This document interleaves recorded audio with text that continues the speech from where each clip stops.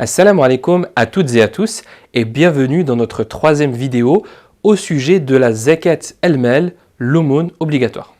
Quand dois-je sortir la zakat el-mal et comment calculer la zakat alors que mes finances ont beaucoup bougé pendant l'année? C'est autant de questions qui peuvent se poser et c'est peut-être là le sujet le plus technique au sujet de la zakat. Mais pas de panique, nous allons voir justement cela ensemble dans cette vidéo avec des exemples très concrets pour comprendre de manière simplifiée le calendrier de la zakat et du nisab. L'objectif étant de vous faciliter le calcul du montant que vous devrez vous acquitter. Je vous dis donc à tout de suite.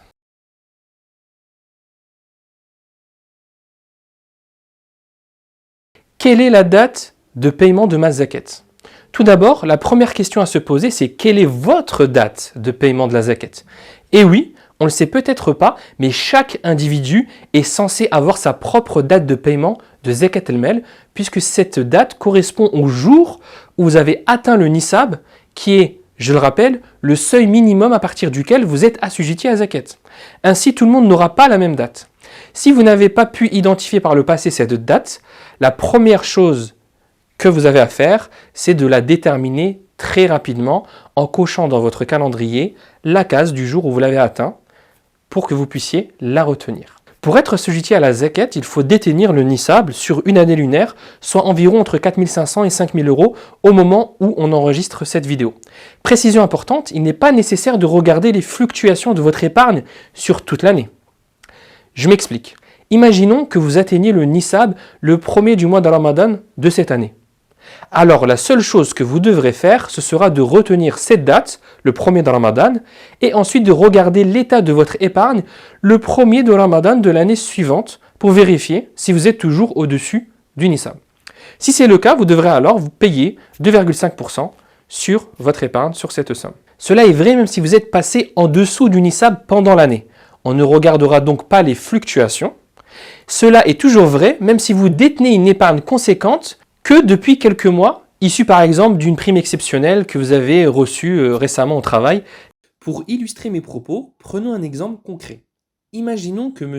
Easy a 3 000 euros d'épargne sur ses comptes bancaires. Cette somme est donc en dessous du nisab, et ce, pendant un an. Dans ce cas de figure, c'est très simple. M. Easy ne payera donc pas de zakat, puisqu'à aucun moment il ne devient zakatable. Prenons un deuxième exemple. Dans ce cas de figure, M. Easy a de l'épargne de côté, 3 000 euros, et reçoit une prime qui le fait passer au-dessus du nisab. M. Easy devient alors potentiellement zakatable à partir de ce moment-là et devra considérer donc ce moment comme le point de départ de son année pour la zakat. Cependant, quelques mois après, en raison d'un impératif comme la réparation de sa voiture, il aura une dépense et repassera en dessous du nisab. À l'issue de l'année, considérée par la zakat, à savoir 12 mois après qu'il ait atteint le nisab, il est resté en dessous du nisab. Monsieur Easy n'est donc pas zakatable et ne devra donc pas payer de zakat. Prenons pour exemple un troisième cas. Monsieur Easy a de l'épargne de côté et dépasse à un moment donné le nisab. Il devient donc potentiellement zakatable à partir de cette date qui marque le début de son année pour la zakat. Un an plus tard, 12 mois après, son épargne n'est jamais redescendue en dessous du nisab. La situation est très simple, M. Easy est donc redevable de la zakat. Si, à ce moment-là, au bout de l'année, il atteint par exemple 7 000 euros d'épargne, il devra donc payer 2,5%, soit 175 euros. Enfin, prenons un dernier exemple. Imaginons que M. Easy a de l'épargne de côté, il dépasse à un moment donné le nisab et devient donc potentiellement zakatable à partir de cette date. Un an plus tard, il est toujours au-dessus du nisab.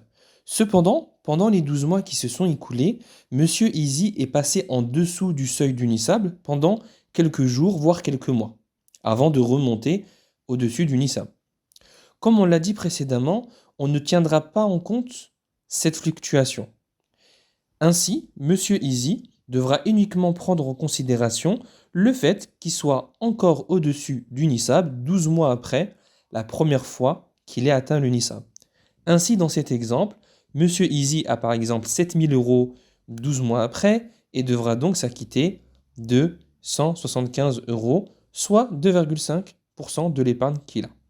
Donc, on ne prend pas en compte les fluctuations, et ce même si chaque euro perçu n'a pas tourné un an. En effet, l'argent est dit fongible. On ne va pas chercher à le tracer, voire à le pister. Je ne vais pas, par exemple, prendre le numéro de mon billet de banque de 10 € que j'ai et payer zakat uniquement à condition que j'ai gardé ce billet de 10 € de banque avec les mêmes numéros pendant un an.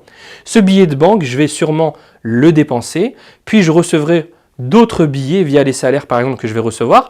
Je n'ai donc pas à me soucier de tout cela, je n'ai pas à pister chaque argent, euro qui rentre. Autre question, que faire si je n'ai pas payé zakat depuis plusieurs années? Sujet délicat. Zakat el-Mal a une importance considérable puisque c'est le troisième pilier de l'islam. Ainsi, la première chose à faire est de se repentir sincèrement auprès d'Allah Azza wa Jal si ce pilier n'a pas été accompli par le passé.